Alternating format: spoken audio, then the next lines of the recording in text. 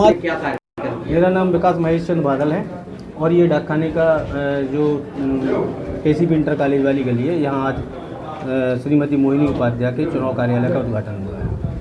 किस पार्टी से चुनाव लड़ रही हैं? मोहिनी उपाध्याय निर्दलीय चुनाव लड़ रही हैं, जिनका चुनाव चिन्ह हल है। तो आज यहाँ उद्घाटन के बाद कोई जनता से अपील करेंगे, किस प्रकार के क्या वादे हैं आपके? सबसे पहले तो गुरुजनों ने आज आके कार्यालय का उद्घाटन किया है, जिससे समाज में एक संदेश जाएगा, क्योंकि समाज की नींव रखने के लिए शिक्षक की बहुत महत्वपूर्ण भूमिका होती है। समाज को बनाने के लिए, समाज के वातावरण को बढ़िया समुचित तरीके से रखने के लिए, मार्गदर्शन करने के लिए शिक्षक की बहुत बड़ी भूमिका होती है। और इसीलिए हमारे गुरु लोगों ने आके यहाँ कार्यालय का उद्घाटन किया है, जिससे समाज में ये संदेश जाए कि शिक्षक हमेशा समाज का निर्माता होता है। तो जनता से कोई अपील करेंगे?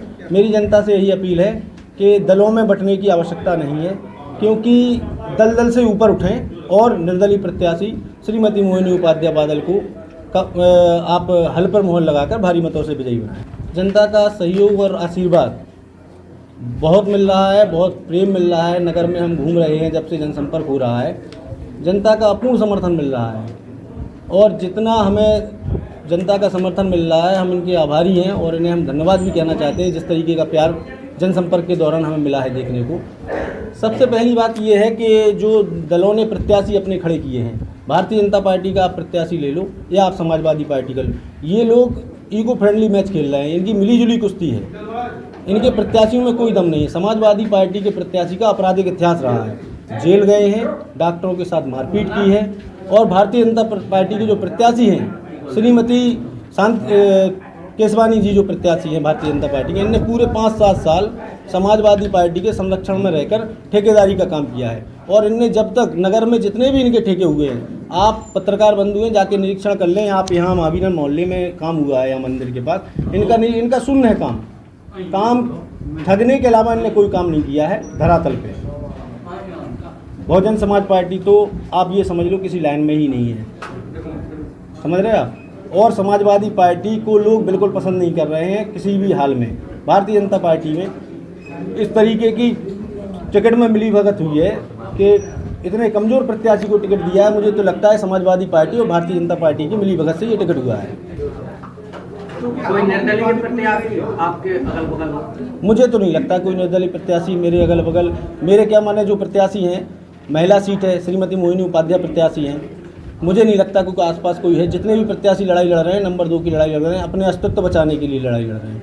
बाकी कोई आसपास भी मुझे दिखता नहीं है। जनता का जिस तरीके से समर्थन और प्यार मिल रहा है, मुझे नहीं लगता कि कोई प्रत्याशी उनके आसपास भी है। दूसरी चीज़, ये पैराशूट प्रत्याशी हैं दोनों, एक निर्दलीय प्रत्याशी भी पैराशूट प्रत्याशी है और समाजवादी पार्टी का प्रत्याशी भी पैराशूट प्रत्याशी है। मोहिनी उपाध्याय जो हैं, वो जन्म भूमि उनकी मोठी है, कर्म भूमि उनकी मोठी है, यहाँ की बेटी है और इतिहास गवाह है। अपन लोग बुंदेलखंड के, आप बुंदेलखंड का इतिहास देखिए। जब बहन को आवश्यकता पड़ी है, इस लोक के तो छोड़ो, परलोक से भी भाई आके उसकी मदद किया है। आप लोग सब लोग विदित हैं, हरदौल की कहानी से सब लोग विदित हैं, किसी को बताने की आवश्यकता नहीं है। परलोक से लौट के आए थे अपनी बहन की मदद करने के लिए। तो मुझे आशा है कि इस लोक में जो भाई हैं, वो अपनी बहन की जरूर मदद करेंगे और अपनी बहन को मजबूत करेंगे। मैं जनता से यही अपील करूंगा कि मोट के समृद्ध मोट बनाने के लिए, विकसित और सुंदर मोट बनाने के लिए मोहिनी उपाध्याय हल पर मोहर लगाकर 10 नंबर का खाना है, भारी मतों से विजयी बनाएं। आपको एक उदाहरण देते हैं। जिस प्रकार से अपन खेती करते हैं, तो सबसे पहले जुताई होती है हल से।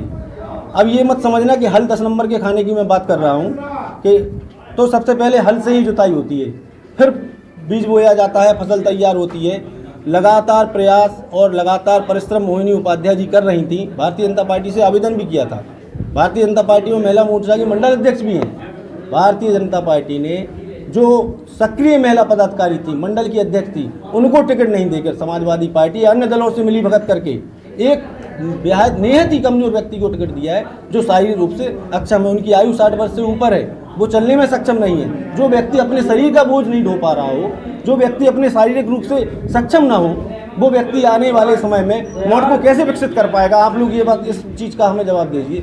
जो व्यक्ति प्रचार में जा नहीं पा रहा हो, वो चलने में दिक्कत होती है उनको। उनकी उम्र भजन करने की है, उनकी उम्र राजनीति करने की नहीं है, माफ़ कीजिएगा, लेकिन उनकी और वो हृदय की समस्या से भी पीड़ित हैं। अभी पिछले कुछ दिनों वो भर्ती भी रही हैं, हॉस्पिटलाइज रही हैं। वो उनकी सेवा करनी चाहिए उनके बच्चों को। मैं तो ये सोच के हैरान हूँ कि कैसे उनके बच्चे हैं। इस उम्र में उन्हें सेवा की आवश्यकता है, इस उम्र में उन्हें राजनीति की आवश्यकता नहीं है।